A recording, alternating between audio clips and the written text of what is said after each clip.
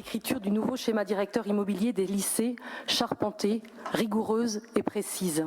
Cela dénote, à notre sens, bien au-delà d'un simple exercice d'écriture, d'un pilotage très sérieux et à hauteur du sujet de la collectivité régionale envers ses 114 lycées publics. Nous sommes en accord avec votre mise en exergue des 3 paramètres importants du contexte en toile de fond de ce nouveau schéma sur 10 ans, la démographie, le changement climatique et les contraintes budgétaires, avec nécessairement une approche prospective et dynamique pour prendre la mesure des évolutions de ces 3 paramètres et tisser les réponses en résonance avec une boussole politique. Cette boussole politique, vous l'énoncez clairement à notre sens, et nous y adhérons.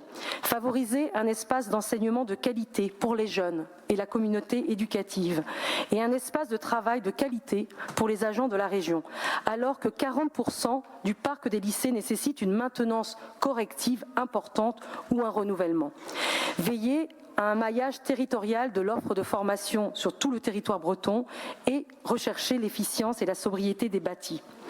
Vous évoquez la nécessité de hiérarchiser les priorités et d'être très attentif à la méthode dans le déroulement de ce nouveau SDI. Et pour nous, dès ce schéma, une démarche méthodique précise et détaillée est intégrée pour que la collectivité anime ses ambitions avec 42 actions bien définies. Nous apprécions particulièrement dans les 3 premières actions déclinées votre façon d'aborder la baisse démographique annoncée de 15% de la population lycéenne, avec une répartition contrastée selon les territoires. On retrouve ici une démarche méthodique qui se base sur une recherche de connaissances précises des évolutions démographiques à partir des données INSEE et une analyse détaillée et fine selon les filières, les territoires et les lycées. De même, se doter, aux côtés du référentiel fonctionnel des lycées, d'un référentiel foncier, avec la mesure du potentiel écologique, et d'un référentiel technique environnemental, va permettre de compléter les outils de pilotage et donner encore plus de robustesse à la méthode et au final à l'efficience de la politique publique. Nous apprécions positivement aussi votre approche sur les possibles fermetures de lycées, en les concevant avec beaucoup de prudence, donc sans les exclure d'office, mais en dernière extrémité. Nous avons un amendement à ce sujet pour bien inscrire l'intention qui est la vôtre et que nous partageons, qui est de se concerter avec les territoires qui pourraient être concernés par une fermeture en parallèle du processus normé, en concertation avec les autorités académiques. J'y reviendrai. Nous partageons également avec vous l'approche systémique pour veiller à préserver l'attractivité de chaque lycée et le maillage existant qui consiste à utiliser les leviers à la main de la région, l'offre de formation professionnelle, la facilitation du transport scolaire, le développement des internats, non seulement les rendre attractifs, mais parfois, sans doute, les créer quand ils n'existent pas. Je pense particulièrement au lycée agricole d'Hennebont, qui relève désormais avec le site de Saint-Jean-Brévelay de l'établissement fusionné du Gros Chêne à Pontivy. Enfin, activer aussi le levier de la recherche de mutualisation avec d'autres établissements scolaires, avec les collectivités locales, pour accueillir de nouvelles activités. Ce sujet de la mutualisation du bâti constitue à notre sens le vaste chantier qui s'ouvre pour les prochaines années.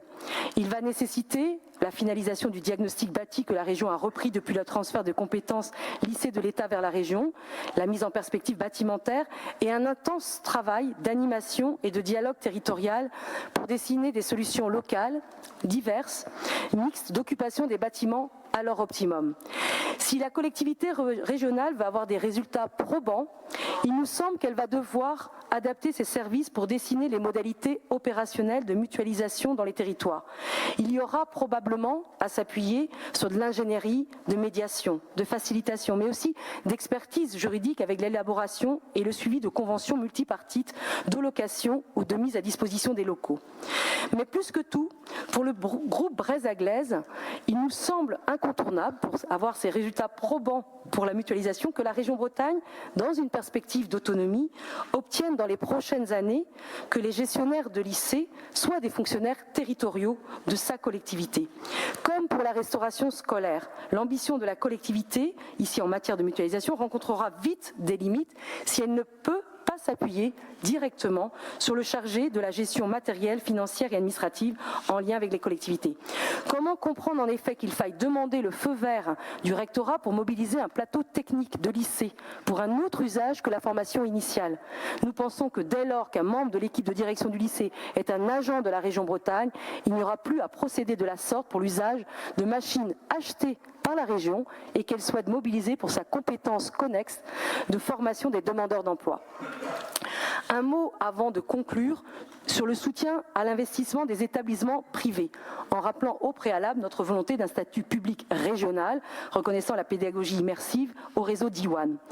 Nous pensons que cette période de resserrement des moyens de la région doit nous obliger à repenser notre relation aux établissements privés sous contrat, non pour tout assécher, mais pour marquer une différence avec les lycées dont nous avons directement la charge, avec une attention évidemment particulière pour ceux de ces établissements privés qui contribuent au maillage territorial, en particulier les maisons familiales rurales et les lycées agricoles.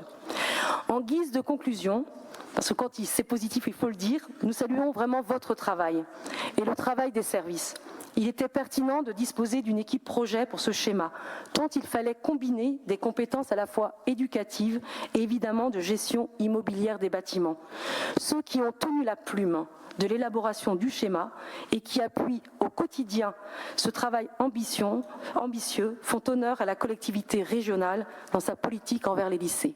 Je vous remercie.